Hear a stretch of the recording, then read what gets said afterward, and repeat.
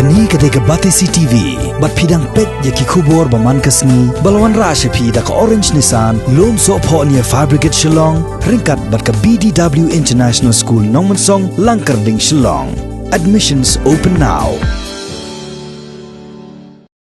Kaseng United Democratic Party kandang ha bansong Bishar shua ya ka jinglai a Jingpynshai ki arngot ki MDC jong kani ka party ki bakam top yu ba polling do bat uba Teibor patau ya ka kanhon jong ka United Democratic Front balayalam do MDC shimat jong ka Nongthamai constituency uba latip langkar kongor kom chief executive member jong ka Khas Autonomous District Council u president jong ka UDP uba met ba lingdo ha ka jingkran bat ka batisi TV ha ka santarek mentau benai rempang arhajar arpo ulaang baka parti yang mentahi kandang hab bansong Bishar shua ben paben ya kini ke jinglaj a Jingpynshai jong kini ki arngot ki MDC jong kini kaseng ya ke UDF shabakin syam ya ke nukono karai ban pensista miki kat kum ki kendon terekam jong kaseng UDP inilah ai ke sukos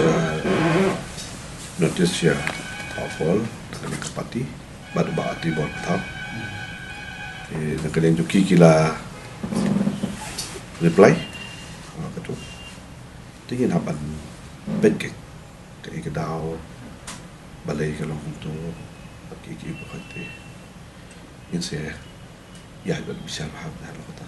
Shong maka Shong ha ka ka reply nak kena juki ka baki don ban pau nak kena juki halo kita ke nya kan kalau bersai ke parti ni kamu dekat kum gaji pau juki untuk tu